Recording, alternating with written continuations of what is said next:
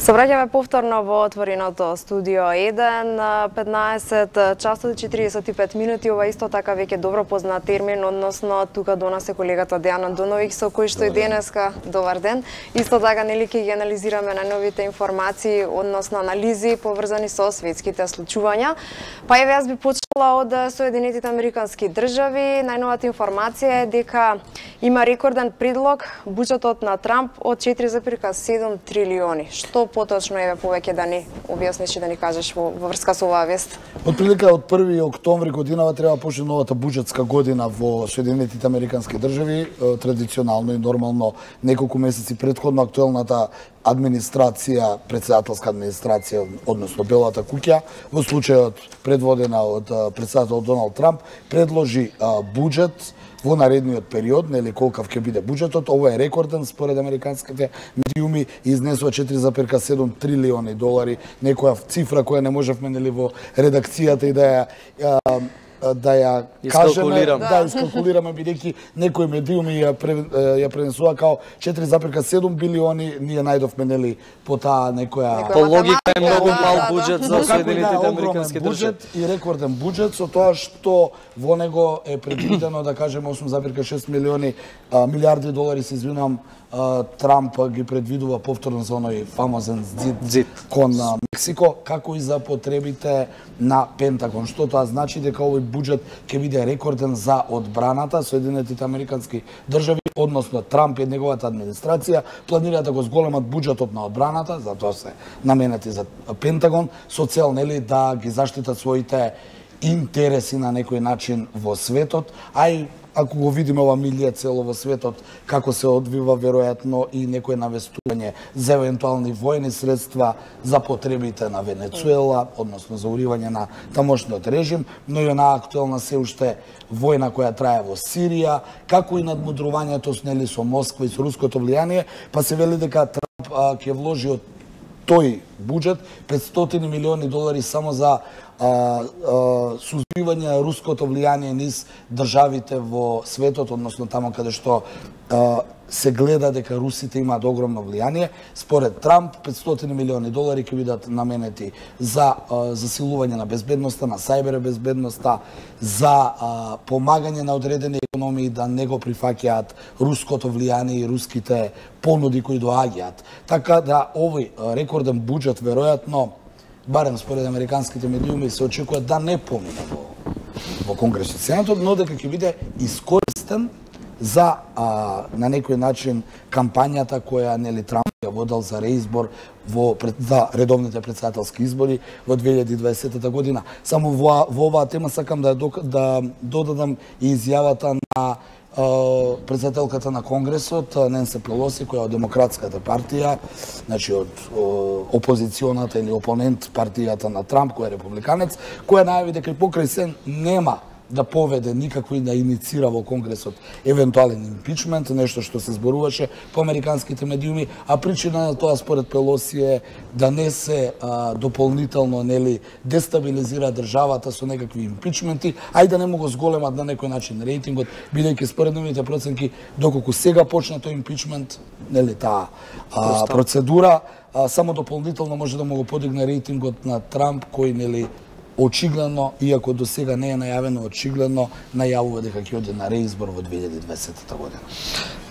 Венецуела е неизбежна тема, тамо од она што може да го заклучиме од медиумите дека ситуацијата е многу лоша, со која што се соочуваат жителите на Венецуела, имаат недостаток на електрична енергија, имаат недостаток на вода за пиење, имаат недостаток на имаше таква информација дека има и видео дека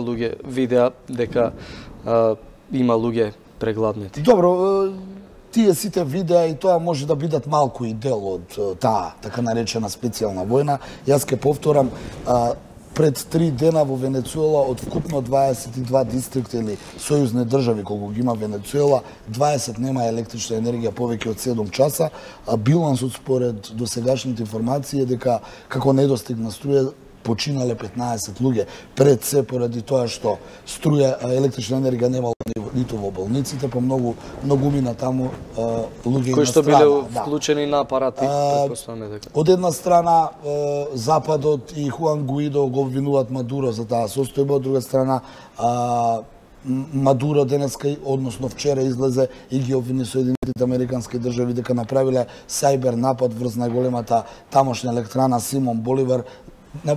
Направиле, да кажеме, хакерски напад со што Венецуела останала без електрична енергија. Сега таа постепено се враќа во дистриктите, до сега ми се чини дека е вратена повеќе и во поголемиот дел на главниот град Каракас. Но она што остана е дека војната очигледно во Венецуела трае со секакви можни средства, од сајбер напади до терористички напади внатре. Денеска, како прв потег и како куриозитет, можеби, иако се очекуваше и најавуваше, е потегот на Вашингтон или Стейт Департментот, кој го повлече целиот дипломатски персонал од Венецуела под образложение дека не се чувствуваат безбедно во Венецуела, што на некој начин значи прекинување на дипломатските односи и официјално помеѓу Каракас и Вашингтон, што пак навестува, ќе кажам повторно, за можни некои пошироки воени дејствија. Она што исто така е многу важно е дека Хуан Гуидо, председателот на тамошниот парламент,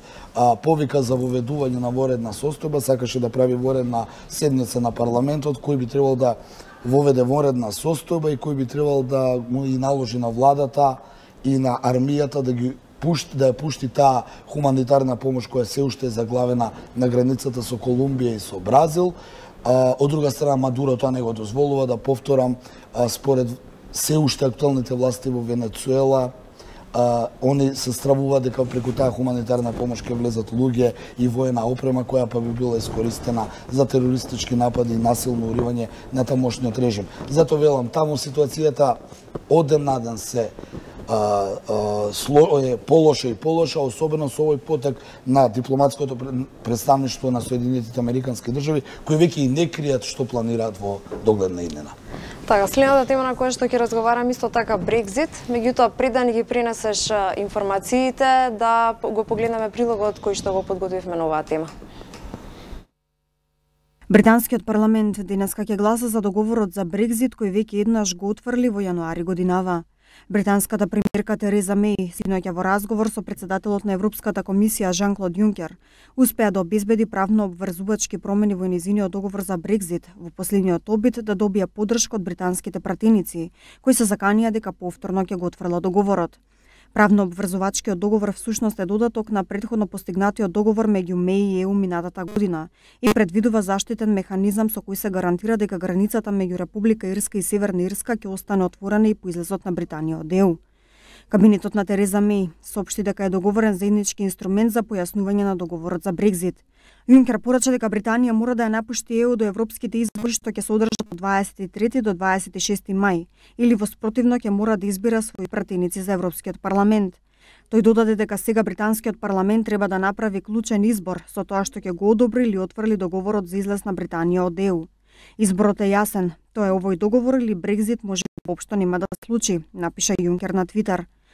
Доколку пратениците повторно го отфрлат текстот, тогаш постојат две можности: или Велика Британија да ја напушти унијата на предвидениот датум без договор, што би можело да предизвика потреси во самата земја, но и во ЕУ, или пак Меј да побара одлагање на Брекзит со цел да добие дополнително време за усогласување на условите за развод меѓу двете страни. Под притисок на членови на нејзината влада, Меј се согласи во случај парламентот денеска по втор пат да го отфрли договорот. Пратениците утре да се изјаснат за можноста за Брекзит без договор, а доколку го одбијат и тоа, во четврток да гласаат за евентуално одлагање на британското напуштање на унијата, предвидено за 29 март.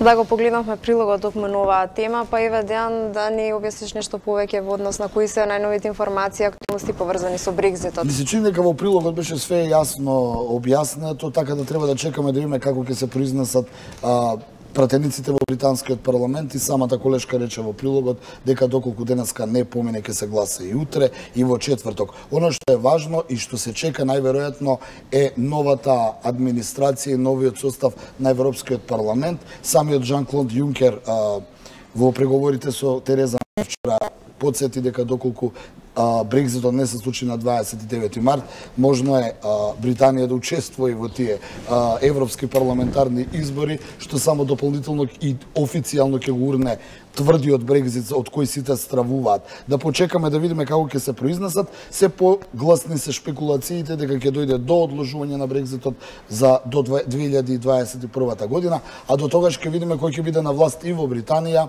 и во Европа, значи во Европскиот парламент и во Европската администрација. Она што сега навестува дека Брекзитот со новата власт ќе пропадне е ставот на британската опозиција, односно лабористите и Корбин, кои најавија дека доколку они победат и дојдат на власт, они ќе го суспендираат Брекзитот. Но сето ова само укажува на промените кои доаѓаат во Европа. Јас ќе потсетам само дека претседателот на Франција Емануел Макрон со заминувањето постепено на Ангела Меркел ја презема таа европска лидерска функција. Тој најавува европска ренесанса, нешто што на нас и на земјите од Западен Балкан не им одговара, бидејќи Франција се залага за стопирање на ширењето на Европската унија, односно влегувањето на нови земји членки. Денеска таква подршка Макрон доби од Себастијан Курц, австрискиот министер за надворешни работи. Тие предвидуваат во ренесанса да се зајакне границите, да се зајакне конкурентноста во Европската унија, така да ќе видиме Европа ќе се менува наредниот период, како и Соединетите американски држави претходно што ги зборувавме, ќе видиме како ќе испадне. Мене ми се чини дека ќе дојде до одложување на Брекзитот, а после 2021 година сите опции се во игра. Ти благодарам, Дејан, на денешното гостување. Нашето дружење не застанува тука, ние се гледаме повторно во 17 часот. Во меѓувреме следат вестите со колегата Александар Петревски.